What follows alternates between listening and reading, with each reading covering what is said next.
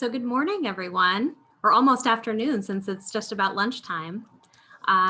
So I wanted to welcome everyone to this session, which is entitled Thriving as a Team of One, or as I almost titled this session, How Not to Stress Yourself Out When You're the Only Person in Your Position. So my name is Mandy Pennington, and I am the Director of Digital Marketing at Wilkes University. I'm currently in a role where I oversee all of our university's digital marketing efforts for both graduate and undergraduate programs, as well as both domestically and international. It's a really exciting job, and every day is something new. And my role is a new role for the university, which means that I'm the first one to have this kind of job. And while I may be a team of one, I'm certainly not alone. And I work very closely with an amazing team of professionals in marketing communications, and we work together to get things done. But throughout my career in digital marketing, I've been put into many situations where I was the only one who knew about something on my team. I've also held leadership positions where I had to figure out how to steer the ship and also make sure that everyone had what they needed. There's no manual that really tells you how to do your job when you're the only one doing it. But it means that you get to create your own. This session is all about how to thrive when you're in a solo role, a newly created position, or even as an entrepreneur. So let's dive in. I'm going to share my screen with you, and throughout the session, if you have any questions, please feel free to post them to the conference app, and we'll make sure that we include some time for Q&A at the end as well.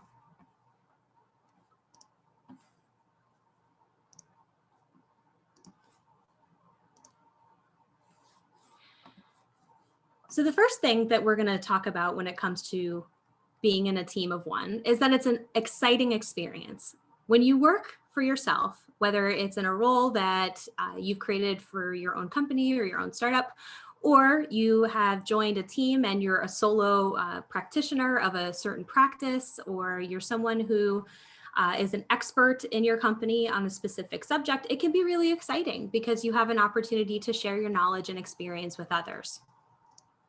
It can also be challenging because you have the opportunity to build something new. You get to kind of create your own processes, figure out what works best for you. And also you get to explore your skill set in ways that you may have never done before. But it can also be scary. When you're working in a team of one, you are often faced with a lot of different questions or thoughts that'll probably pop into your head. Things like, am I responsible for all of this? How will I learn anything if someone isn't there to show me what to do? But who will I go to when something happens? Or who will I talk to? If you've thought any of these things in a solo role, you're not alone. Being in a team of one can be awesome and is totally doable as long as you take the right steps to prepare yourselves for success. So throughout today's session, we're going to be talking about tools and strategies that I use or have used before to be able to set myself up for success when I'm in a solo role where I might be the only one in that position or I'm working in a solo department. So what does it actually mean to be a team of one? Well, today, I think that would mean a lot of different things for a lot of different people. So let's dive into the data.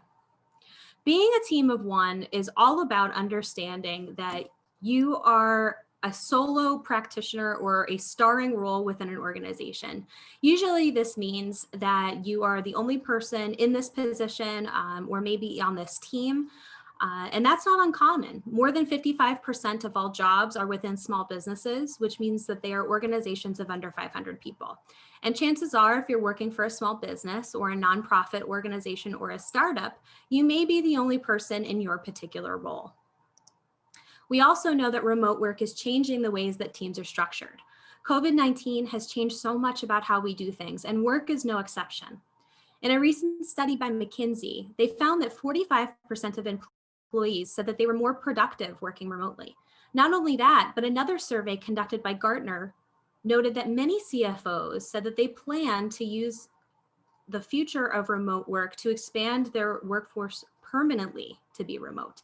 So they plan to at least see part of their workforce working remotely permanently, which means that there will be more positions where people will be required to either work from home part of the time or all of the time.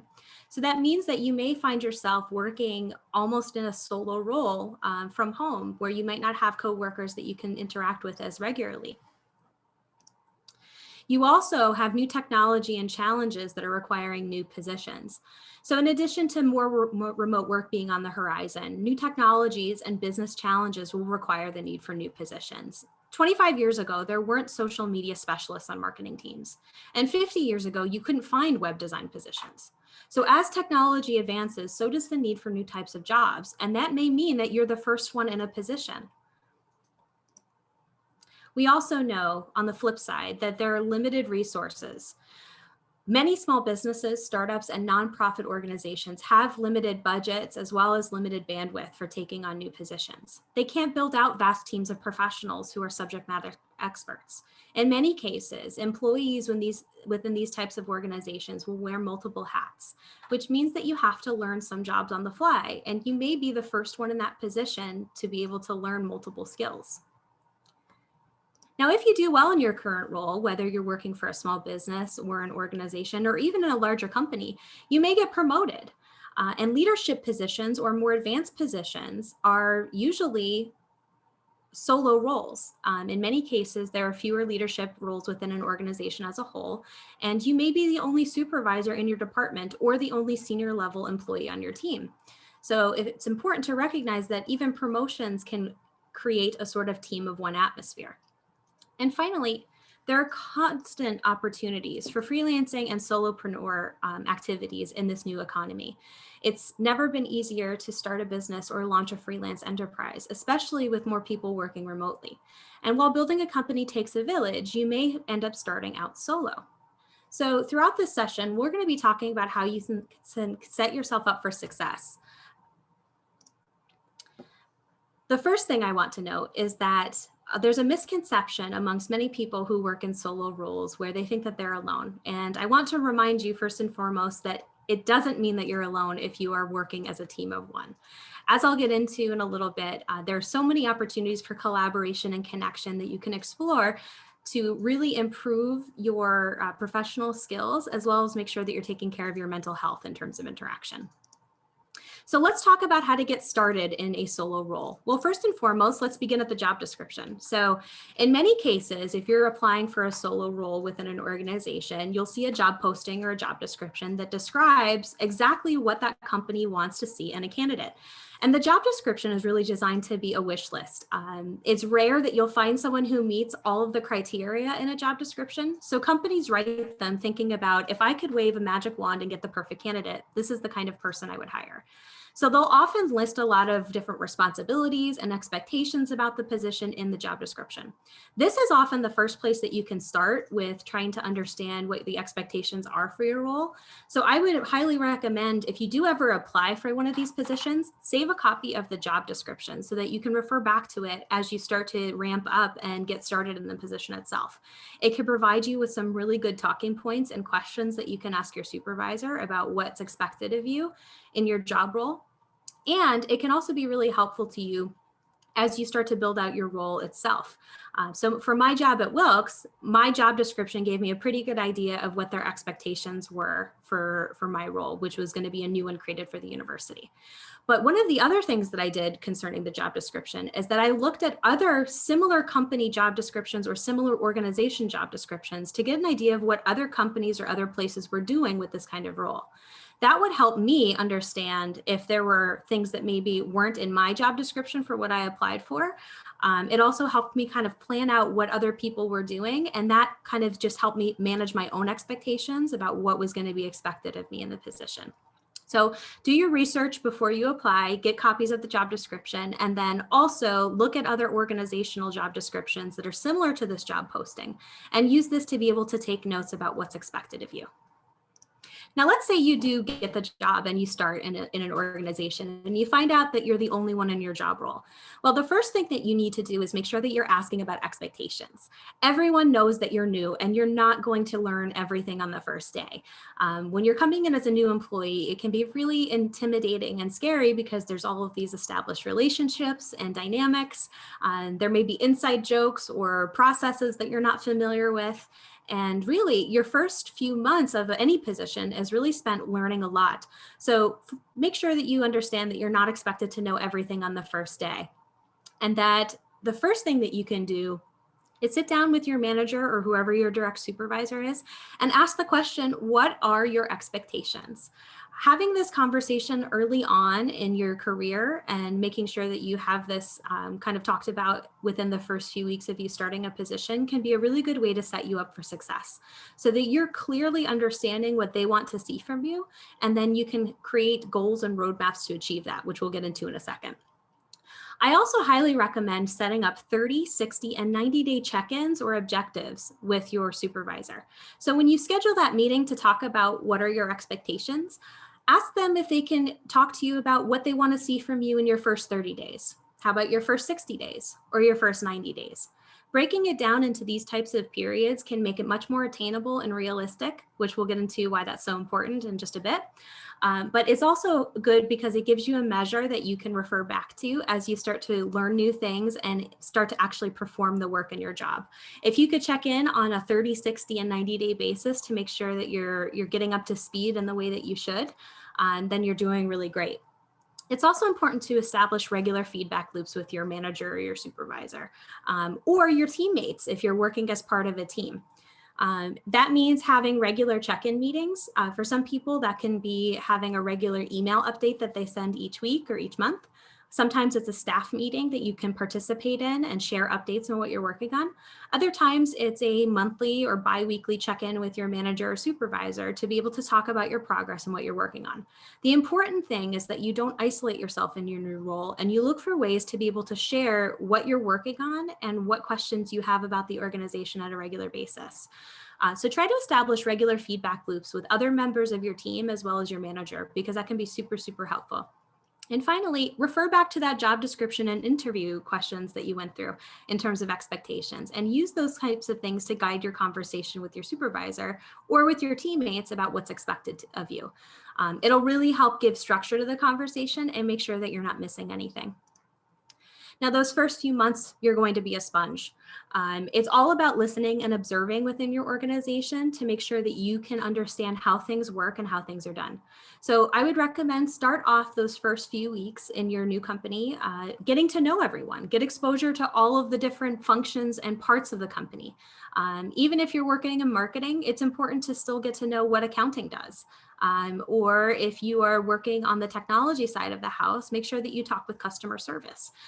It's important to know what other teams or what other parts of the organization exist, as well as how they work and what they do.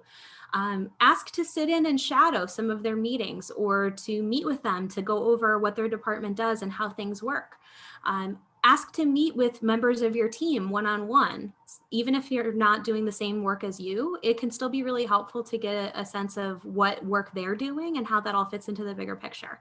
So try to schedule one-on-one meetings and or check-ins or even just a quick chat over IM in some cases to be able to just get a sense of who are you working with and what do they do.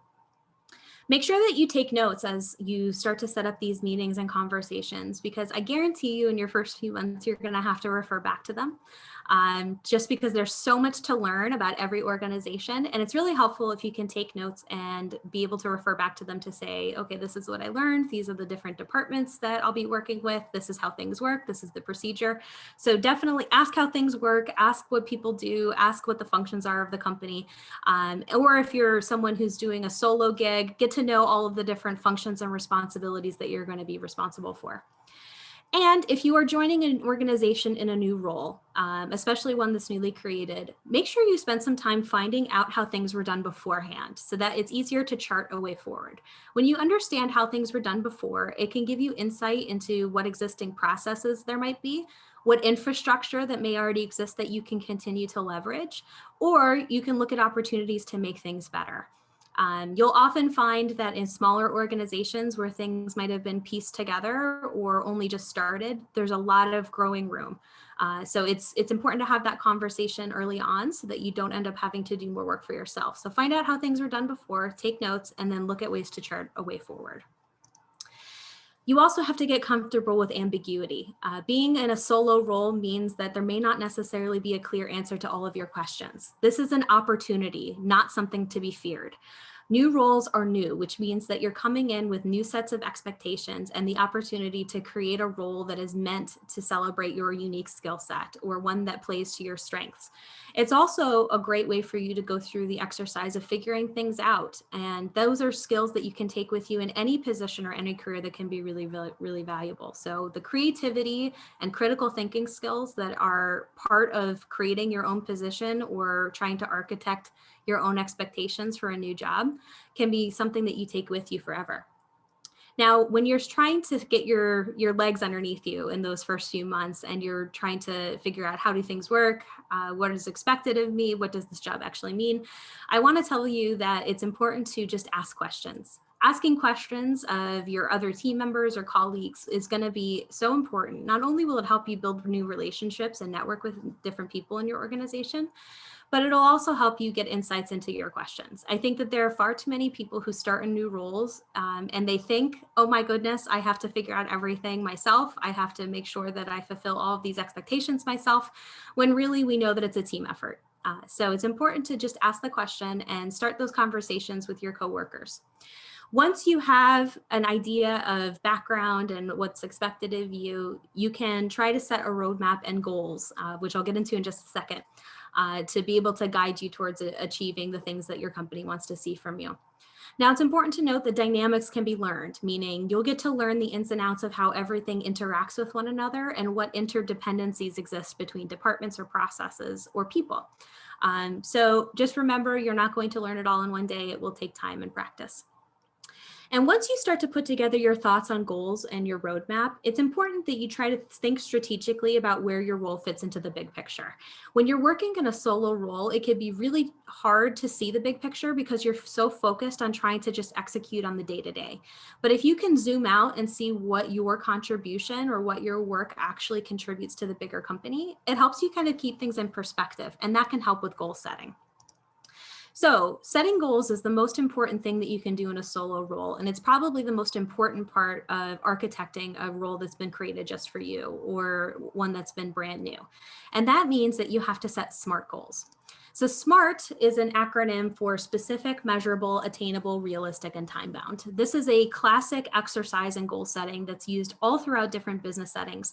I teach it to my students when we talk about how to set media and marketing goals. It's something that I've worked with my teams when I've managed teams of people in previous positions, and I worked with them on setting SMART goals for the year, what they wanted to achieve personally and professionally, as well as what team and organizational goals we wanted them to meet. And the key thing for setting a SMART goal is to make sure that whatever goals you're setting fit these criteria. First and foremost, you want to make sure that your goals are very specific. You want to try to set goals that have real numbers with real deadlines attached to them. This makes sure that you have something that you can actually measure along the way. And it also makes a goal much more attainable for you. So I think when we're thinking about, let's say marketing, for example, if you're in a newly created marketing director position and you have to help an organization grow their marketing, they may tell you, oh, we just want to see you get us more followers or increase our brand awareness.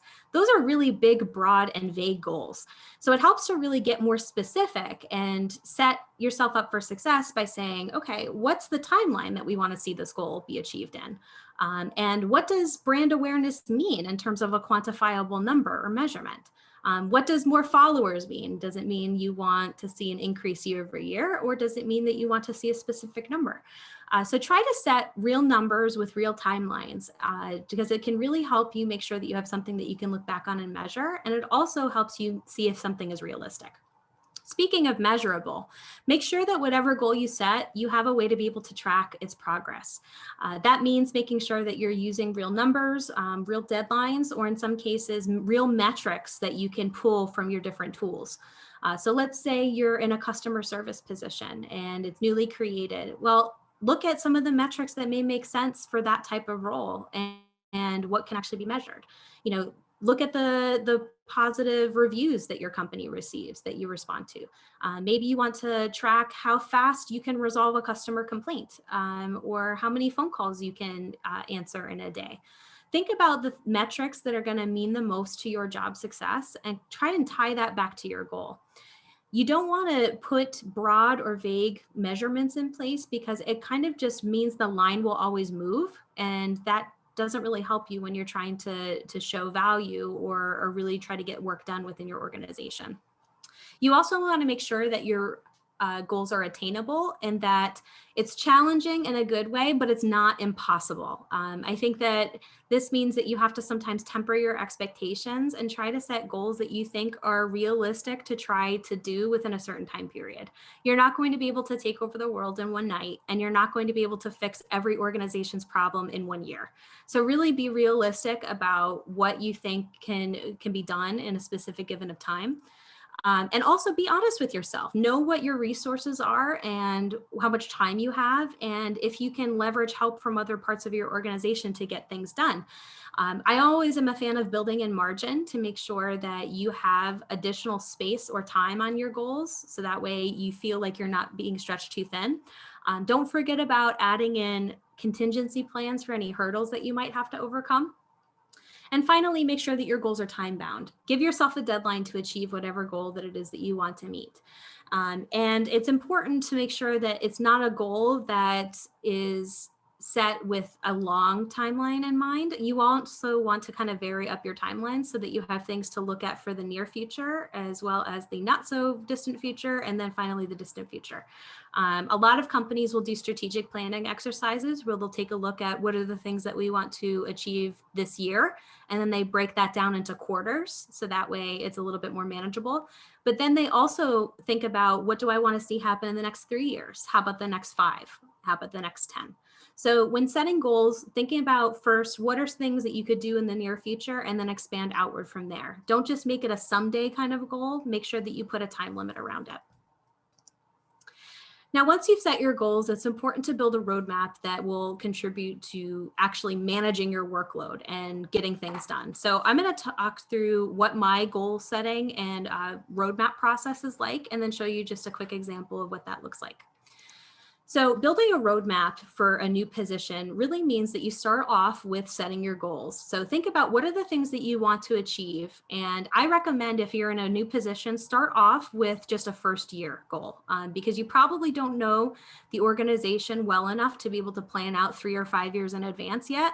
So start off with just looking at, what do I want to achieve this year? Now, goals, again, need to be SMART, but they also have to be in alignment with your organization's priorities. So having conversations with other team members, other departments, and of course, whoever your manager or supervisor may be, can be really helpful with making sure that you have good goals to work with. Now, once you have your goals outlined, it's important to create objectives or tasks beneath those goals that can help you meet them.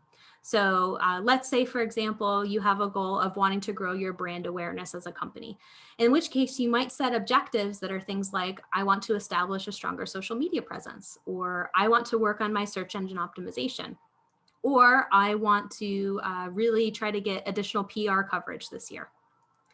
So setting objectives are almost like building a to-do list that tells you how you're actually going to get to your desired outcome or desired goal. Now, within these objectives, you want to kind of get more specific, and that's where we go into the third step of our process, where you kind of add in timelines, tasks, or tools, as well as how you'll measure progress to be able to make sure that it's really, clear to you what it is that you want to achieve, how you're going to get there, and then how will you know that you're actually making progress. So we'll go back to the brand awareness example. So if I say, okay, I want to work on my SEO or my social media presence, I might create tasks underneath that, like make sure that we have an optimized Facebook account, start to create a content calendar for my social media, do a social media and SEO audit to see what my online presence looks like.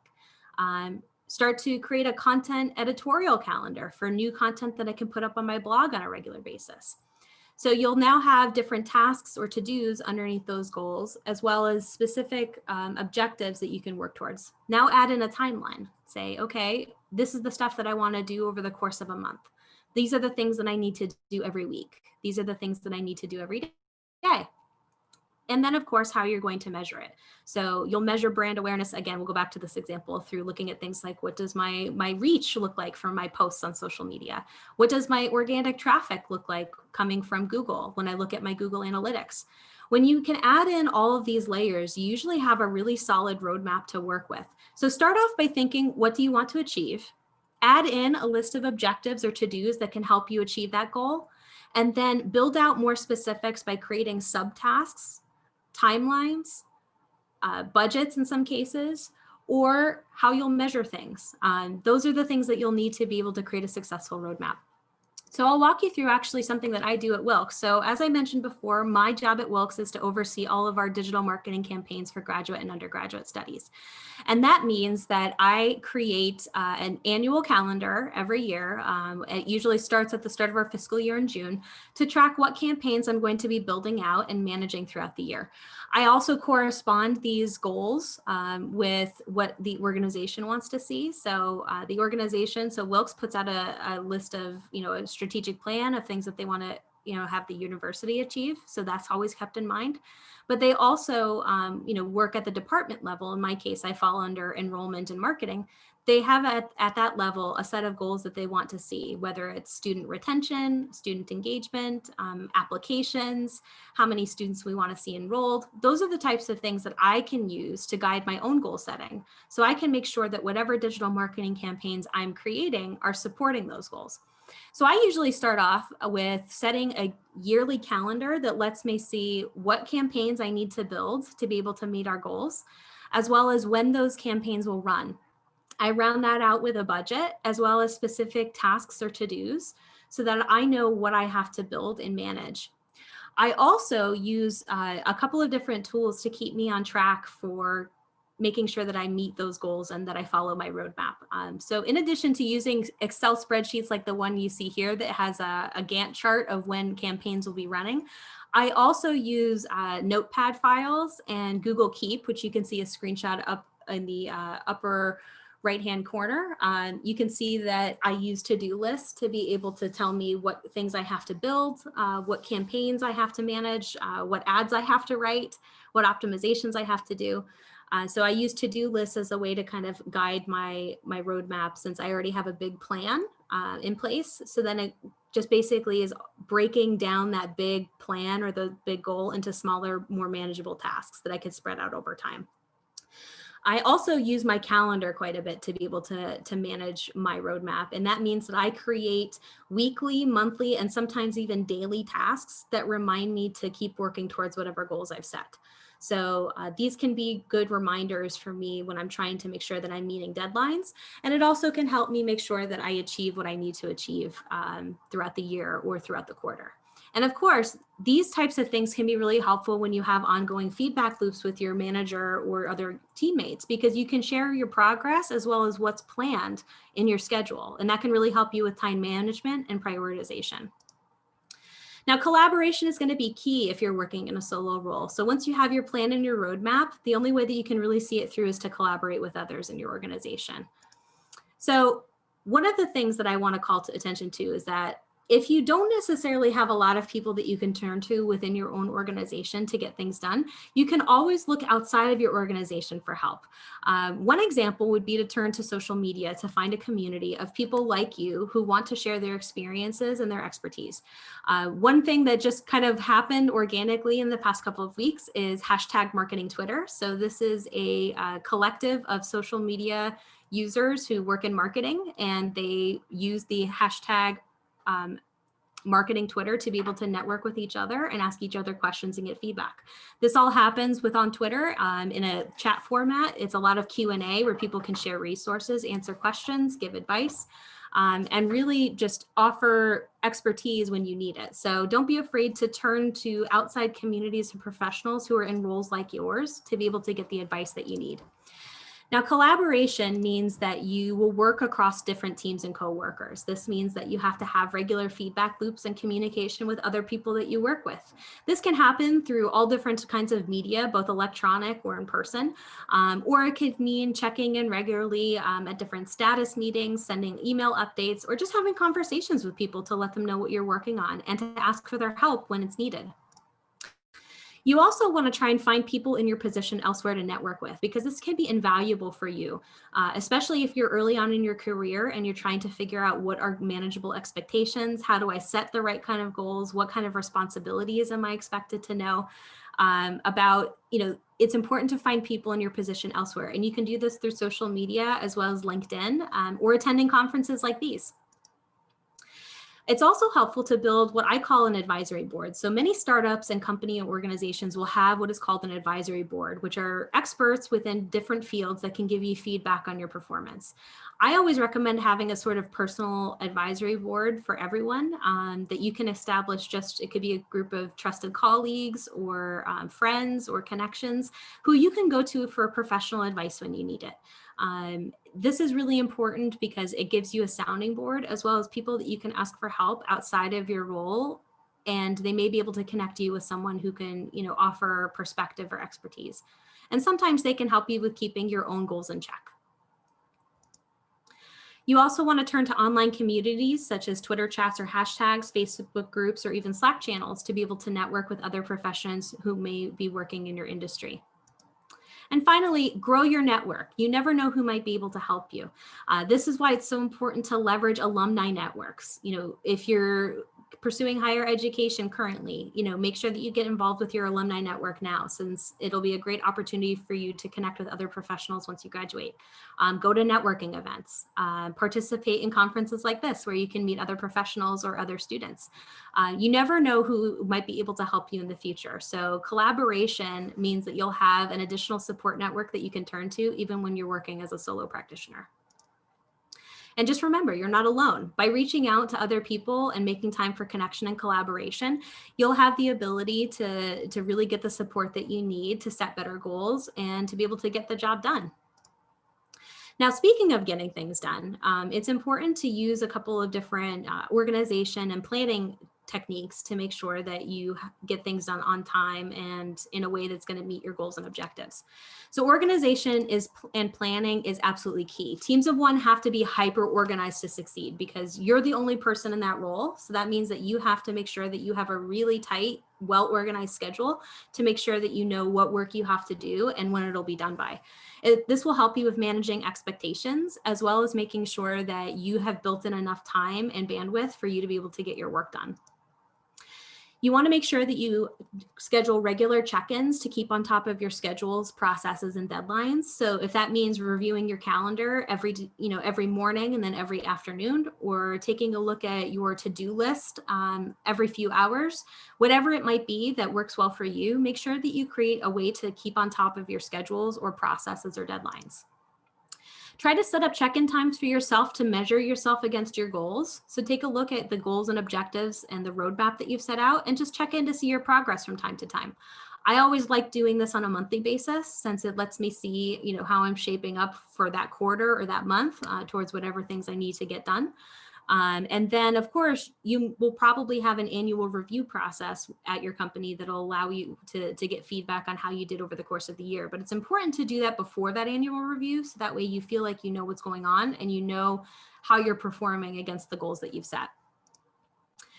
It's also important to find systems that work for you. There are a lot of different organizational and project management tools out there that can help you keep track of your work and also prioritize the things that you have on your plate. Asana is one of the ones that we use at Wilkes, but there are plenty of other tools that are out there, some free and some paid, that allow for you to organize your work and plan out timelines and deadlines more efficiently. So find systems that will work for you, because I think that's one of the key things to know about being in a solo role, is that if you have to find systems and processes that make it efficient for you to get your work done. Because if you try to create everything from scratch over and over and over again, you're going to easily get burnt out. So look for existing systems or tools that are already out there that can help you manage your workload and really prioritize your work. Make sure you document your processes. So as you start to learn your job and build it out and figure out what are the things that you have to get done, make sure that you document how you do things. There are two reasons for this. Number one, if you are a solo role in an organization and something happens, it's important that somebody else can see into what you were doing and how to get it done. But second, if your team decides to grow in the future, having documented processes makes it really easy to get somebody up to speed faster on how you do your job or how things are done. So documenting your processes can be really, really helpful. Plus, it's a good reminder for you. You can see over time how your processes change or grow, and you can look for ways to make things more efficient. And finally, make sure you build in margin. Don't try to schedule everything down to the minute. Really try to make sure that you give yourself bandwidth to make sure that you are not trying to do too much in too little time. Make sure that you plan for distractions or you plan for delays. Try to give yourself as much extra time as you can. In terms of productivity and making sure that you can actually get your work done, try to make sure that you use your schedule. So I actually live by my calendar as a way to be able to make sure that I really structure my day in a way that means that I won't get distracted and I can get things done. So I tend to block off specific parts of time in my calendar for specific tasks. I have daily reminders that are blocked off to do daily tasks that have to get done every day. And then I set out large blocks of time, sometimes a couple of hours, to be able to accomplish different projects. So really try to schedule as much as you can so that way you can stick to your timelines and your deadlines. It also helps you a lot with planning since you'll be able to see what you have going on for the weeks or months ahead. Make sure that you're planning for distractions as part of your productivity. We know that they are going to happen and we know that they happen quite a bit. So make sure that you're building in some extra time around whatever it is that you're doing so that way you're not stressing yourself out by trying to do too much too quickly. Try to find systems or techniques that work for you for productivity. There are all different types of work styles. Some people like to add plugins to their browsers that allow for them to not visit certain websites, or they set up timers to make sure that they can manage the time spent on distractions. Other people might use different work techniques like the Pomodoro technique to be able to get things done efficiently. It's all about figuring out what systems or techniques really work well for you. And that means you may have to try a few before you can settle in on what's going to actually work. Again, build in margin. Remember that you are not going to be superhumanly productive all the time. It's nearly impossible most days to be able to work 100% of the time all the time. So you have to really be realistic with yourself in what you think you can accomplish in a day, in a week, in a month, or in a year. And finally, really understand your peaks and valleys. There's a wonderful book by Daniel Pink called When, the Scientific Secrets of Perfect Timing. And in this book, he talks about how human beings have natural rhythms. Some of us are night owls, some of us are morning people, some of us are afternoon people. So we really have to kind of have good self-knowledge on what your rhythms are in terms of your body and your mind and your focus.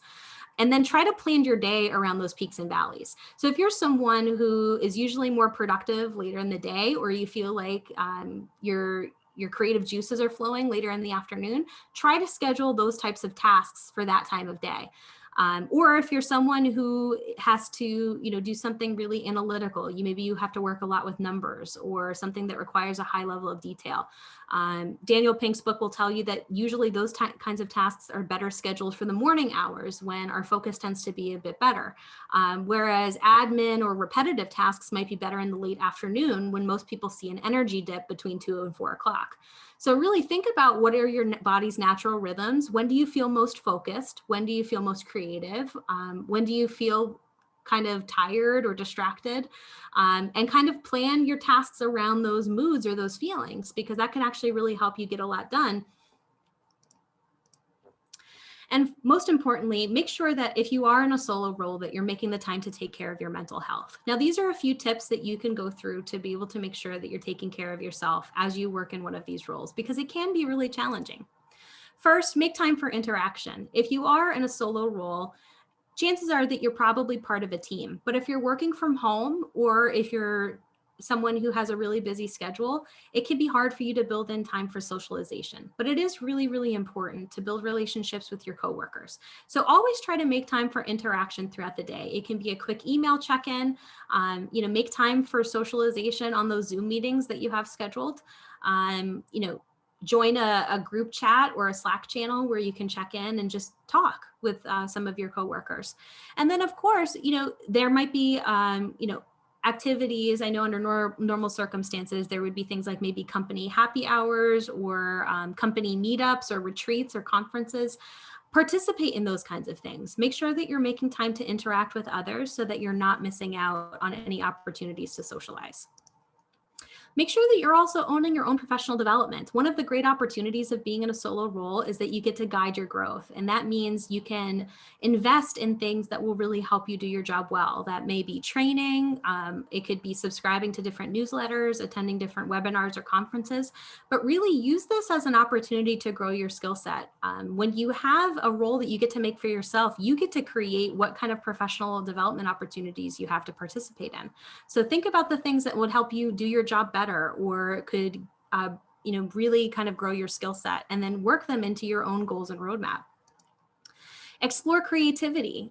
When you're in a solo role, you have the creative freedom to be able to make the job your own. So play around with creative exercises that can help you brainstorm fun projects that can help you advance your goals. Or think about scheduling in time for you to really learn a creative skill that can support whatever it is that you're doing. And for every job that may be different, but try to make sure that you're building in some time for creativity. Make sure that you're speaking up. All too often when you're in a solo role, it can sometimes feel like you're a little bit more isolated from other parts of your company or your organization. So make sure that you're checking in regularly and establishing those feedback loops so that your voice is heard. But it also means setting good boundaries. So that means being realistic about what time you have available and if you have the bandwidth to do things. It's totally okay for you to say, hey, I want to help you, but I won't be able to help you until this day and time. Or, hey, I definitely want to contribute on this thing that you've asked of me, but with the other work I have on my plate, I won't be able to do it until this date. So really try to make sure that you're good about setting boundaries and communicating those clearly with your coworkers.